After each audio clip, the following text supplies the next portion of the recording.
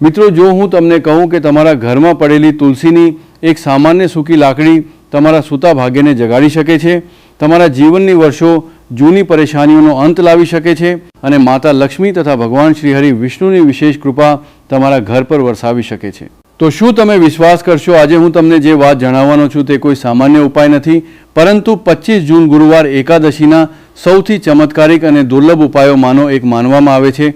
ખાસ કરીને જ્યારે 25 જૂન ગુરુવાર એકાદશીનો પવિત્ર સમય ચાલી રહ્યો હોય અને એકાદશી જેવી અતિશુભ તિથિ નજીક હોય ત્યારે તુલસી સાથે જોડાયેલા ઉપાયોની શક્તિ અનેક ગણી વધી જાય છે એવી માન્યતા શાસ્ત્રોમાં વર્ણવવામાં આવી છે. મિત્રો, ઘણીવાર આપણે જીવનમાં એવી પરિસ્થિતિમાંથી પસાર થઈએ છીએ જ્યાં બધું જ અટવાયેલું લાગે, મહેનત છતાં સફળતા મળતી નથી, પૈસા આવે છે પણ ટકતા નથી, ઘરમાં અશાંતિ દેવું બીમારી કે અજાણી બાધાઓ સતત વધતી રહે છે. ઘણીવાર તો માણસને પોતાની સમસ્યાનું સાચું કારણ પણ સમજાતું નથી, પરંતુ શાસ્ત્રો કહે છે કે કેટલીક વિશેષ તિથિઓ પર કરવામાં આવેલા નાના ઉપાયો પણ જીવનમાં મોટા પરિવર્તન લાવી શકે છે. આજનો ઉપાય પણ એવો જ એક વિશેષ ઉપાય છે. કહેવાય છે કે 25 જૂન ગુરુવાર એકાદશી દરમિયાન તુલસીની સૂકી લાકડીનો યોગ્ય રીતે ઉપયોગ કરવામાં તો તે વ્યક્તિના જીવનમાં સુખ, સમૃદ્ધિ, સૌભાગ્ય અને ધનની નવી દિશા ખોલી શકે છે. એટલું જ નહીં, ઘણા લોકોનો અનુભવ છે કે અટકેલા કામોમાં ગતિ આવે છે, ઘરમાં સકારાત્મકતા વધે છે અને ભગવાન વિષ્ણુ તથા માતા લક્ષ્મીની કૃપા પ્રાપ્ત થવા લાગે છે. પરંતુ મિત્રો, આ ઉપાયને યોગ્ય રીતથી સમજવું ખૂબ જ જરૂરી છે,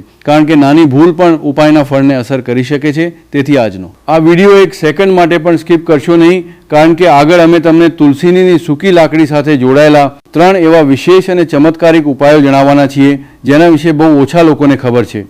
જો તમે ઈચ્છો છો કે તમારા ઘરમાં સુખ સમૃદ્ધિનો કાયમી વાસ થાય, માતા લક્ષ્મીની કૃપા વરસે અને તમારા જીવનમાંથી દુઃખ દરિદ્રતા દૂર થાય તો આ વિડીયોને અંત સુધી જરૂર જોતા રહેજો. અને મિત્રો, જો તમે ભગવાન શ્રી હરિ વિષ્ણુ અને માતા તુલસીના સાચા ભક્ત હો તો અત્યારે જ કોમેન્ટમાં નમો ભગવતે વાસુદેવાય અથવા રાધે રાધે જરૂર લખજો. ચાલો હવે જાણીએ તુલસીની સૂકી લાકડી સાથે જોડાયેલા એ રહસ્યમય અને ચમત્કારિક ઉપાયો વિશે. ઉપાયનું મહત્વ અને કોણે કરવો. જુઓ, આ 25 જૂન ગુરુવાર એકાદશીમાં આ ઉપાય એટલો ખાસ હોય છે અને એટલો મહત્વપૂર્ણ હોય છે કે જોવા મળ્યું છે ક્યારેક મોટા મોટા પૂજાપાઠ અનુષ્ઠાનથી જે મનોકામના પૂર્ણ નથી થતી, ત્યાં 25 જૂન ગુરુવાર એકાદશીમાં 25 જૂન ગુરુવાર એકાદશીના દિવસે એક નાનકડો ઉપાય કરવાથી જ તમારી મનોકામના પૂર્ણ થઈ જાય છે.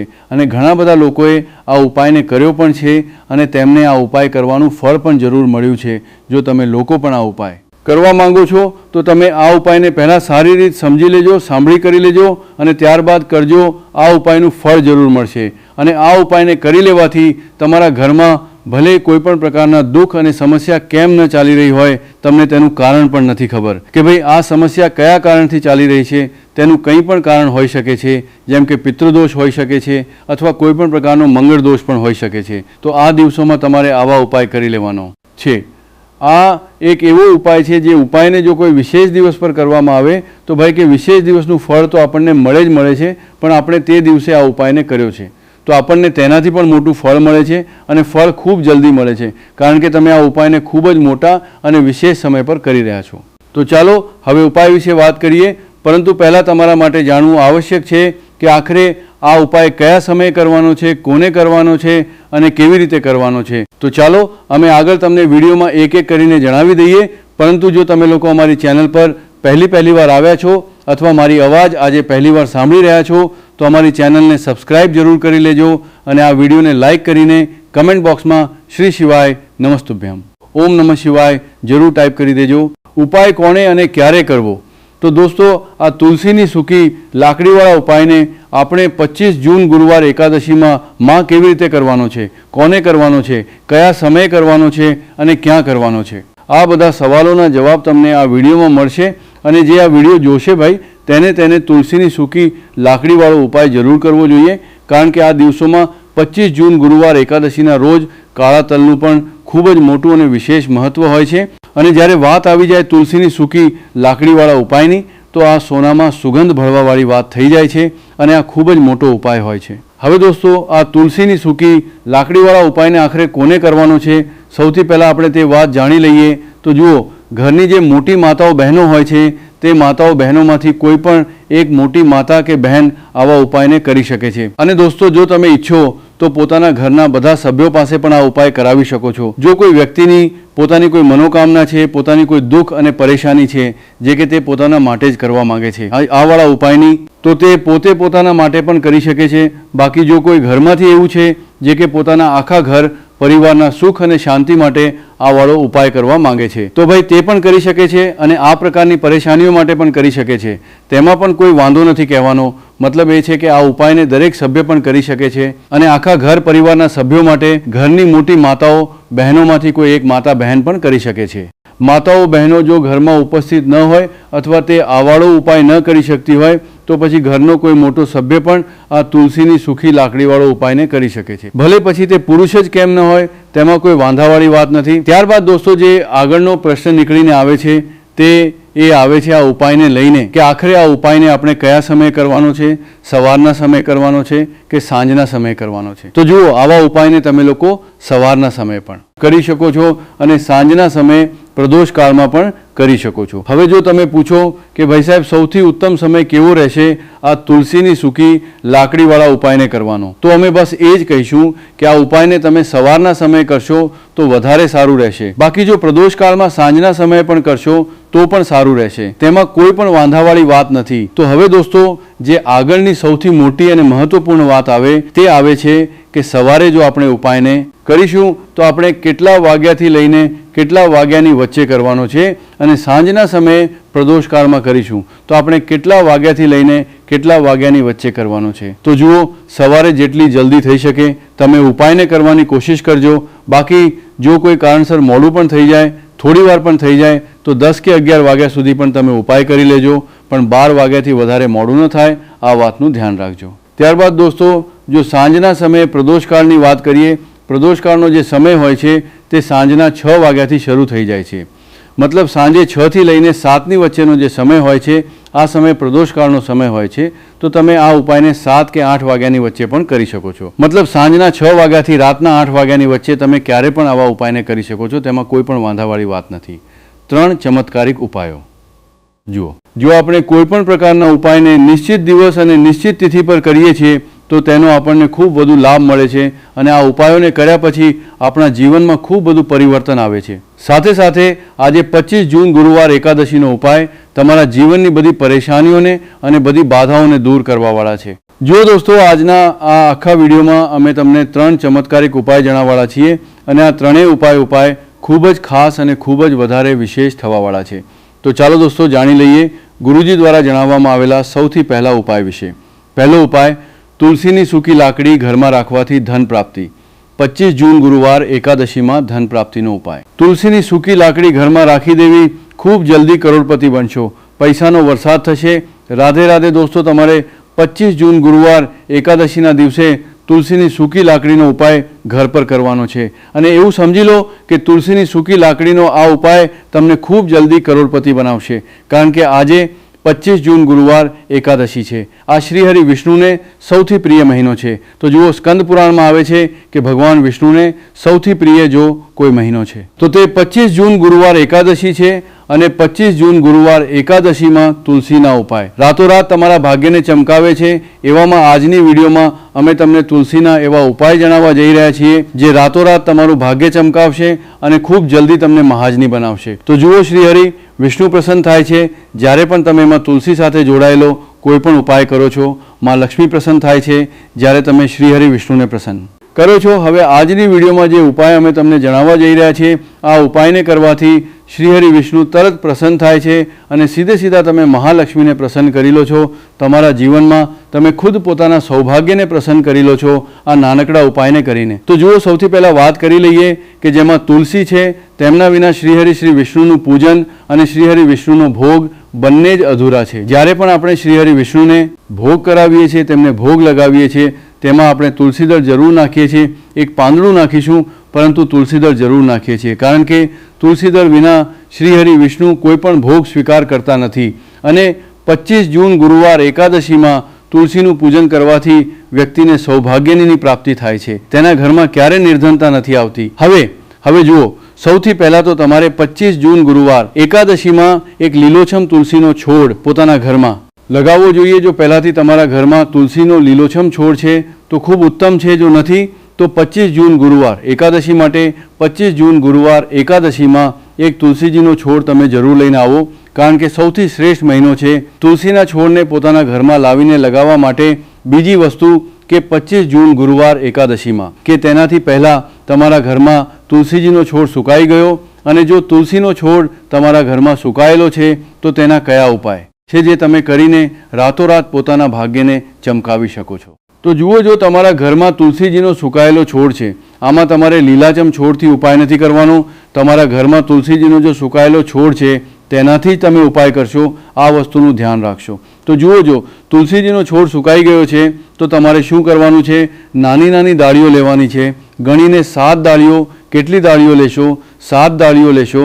થોડો નાળાછડીનો દોરો તમારે લેવાનો છે, અને સાથે તુલસીની સૂકી લાકડીને એકની અંદર એક એટલે કે ગઠ્ઠા ટાઈપનું બનાવવાનું છે, અને તેને બાંધી દેવાનું છે. બધી તુલસીની લાકડીઓને ભેગી કરવાની છે અને નાળાછડીના દોરાથી બાંધી દેવાની છે. બાંધી દેશો કલાવ લપેટીને. હવે તમારે શું કરવાનું છે? રોલીનો આ તુલસીની સૂકી લાકડી પર તમારે ચાંદલો કરવાનો છે. રોલીનો તિલક કરશો. જો ચંદન છે તો થોડું ચંદન લગાવી દો. હવે આ તુલસીની જે સૂકી લાકડી છે આ તમારે થોડી વાર પોતાના ઘરના મંદિરમાં રાખવાની છે, શ્રી હરિ વિષ્ણુની સામે, અને એક દેશી ઘીનો દીવો તમારે શ્રી હરિ વિષ્ણુની સામે લગાવવાનો છે. દીવો ગોળ વાટનો લગાવશો અને તેમાં એક ચપટી પીસેલી હળદર નાખી દેશો. શ્રી હરિ વિષ્ણુને હળદર ખૂબ પ્રિય છે. દીવો લગાવી દેશો. થોડી વાર પછી જે તુલસીની લાકડીઓ તેને એમ જ રાખેલી રહેવા દેશો. તિલક કરી દેશો. હવે થોડી વાર પછી તમારે શું કરવાનું છે? તુલસીની પહેલી જે સૂકી લાકડી બાંધી હતી કલાવાથી નાળાછડીના દોરાથી, હવે તમારે તેને ઉઠાવવાની છે. એક નાના લાલ કપડામાં તમે આને રાખી લો. લાલ કપડામાં રાખી લો. પીળું કપડું હોય તો પીળા કપડામાં રાખી લો. રાખ્યા પછી તમારે શું કરવાનું છે? આની પોટલી ટાઈપની બનાવી દેવાની છે. દોરાથી લપેટીને નાળાછડીના દોરાથી પોટલી બનાવી લો. આરામથી બંધાઈ જાય. હવે આ પોટલીને તમારે ક્યાં રાખવાની છે? આને તમારે પોતાના ઘરના મુખ્ય દ્વાર પર લટકાવવાની છે. અંદરની તરફ મુખ્ય દ્વાર પર અંદરની તરફ લટકાવી દો અને મા લક્ષ્મીનું ધ્યાન કરો. શ્રી હરિ વિષ્ણુનું ધ્યાન કરો. તેમને પ્રાર્થના કરો કે હે ધનની દેવી મહાલક્ષ્મી, તમે મારા ઘરમાં પધારો અને પોતાની કૃપા મારા પર વરસાવો. આ રીતે તમારે પ્રાર્થના કરવાની છે અને મંત્ર બોલવાનો છે. ઓમ નમો ભગવતે વાસુદેવાય નમઃ. 11 વારા મંત્ર બોલવાનો છે. એક દીવો તમારે જે દિવસે પણ ઉપાય કરી રહ્યા છો પોતાના ઘરના મુખ્ય દ્વાર પર પ્રજ્વલિત કરવાનો છે. ચોમુખી દીવો 4 વાટનો દીવો લગાવશો અને થોડી હળદર તે દીવામાં પણ નાખી દેશો. મુખ્ય દ્વાર પર દીવો બહારની તરફ લગાવવાનો છે. સીધા હાથ પર આ ઉપાય 25 જૂન ગુરુવાર એકાદશીમાં, અને ખાસ 25 જૂન ગુરુવાર એકાદશી પર તમે કરો અને જુઓ કે કેવી રીતે તમે મહાકરોડપતિ બનો છો, કેવી રીતે તમારી પાસે પૈસો આવે છે અને કેવી રીતે તમારી પાસે પૈસો રોકાય છે. તો આ એ જ ઉપાય છે જે રાતોરાત તમારા ભાગ્યને ચમકાવશે અને તમને મહાજની બનાવશે. નાનકડો ઉપાય તમને મહાકરોડપતિ બનાવશે જો સાચી શ્રદ્ધાથી તમે આ ઉપાયને કરી દીધો. સાથે સાથે 25 જૂન ગુરુવાર એકાદશીમાં જો કોઈ બૂટનું દાન કરી દે છે, બૂટ ચંપલનું કોઈ દાન કરી દે આ મહિનામાં, તો સમજી લો તેને દરેક તે વસ્તુ મળે છે જેની તે કલ્પના કરે છે, જેને તે ઈચ્છે છે. તમે જો કંઈક એવું વિચાર્યું છે કે હા મને આ વસ્તુ અથવા મને આ ચીજ મળી જાય, મારી આ ઈચ્છા પૂરી થઈ જાય, તમારી કોઈ પણ ઈચ્છા અધૂરી પૂરી નથી થઈ રહી, તો 25 જૂન ગુરુવાર એકાદશીમાં તમે ભલે કોઈ એક વ્યક્તિને દાન કરો, બૂટ અથવા ચંપલનું દાન જરૂર કરશો, અને પછી જુઓ કે તમારું ભાગ્ય કેવી રીતે તમારો સાથ આપે છે અને કેવી રીતે તમે પોતાના જીવનમાં આગળ વધતા ચાલ્યા જાઓ છો. તો ખૂબ સારી રીતે ઉપાય તમને જણાવ્યો છે. બીજો ઉપાય દેવો અને આર્થિક સમસ્યાઓ દૂર કરવા માટે. હવે આપણે વાત કરીએ છીએ બીજા વિશેષ ઉપાયની. જુઓ, આ ઉપાય પણ તુલસીજીના છોડ પાસે કરવાનો છે. તમારા ભાગ્યનો ઉદય કરવા, તમારા ઘરમાં ધન સંબંધિત પરેશાનીઓ છે, દેવાની સમસ્યા જો દિવસે ને દિવસે વધતી જઈ રહી છે, ખતમ નથી થઈ રહી, ખૂબ વધારે પરેશાનીઓ છે, તો તમારે આ ઉપાય કરવો જોઈએ. જુઓ કરવાનું શું છે, ખૂબ ધ્યાનથી સમજજો.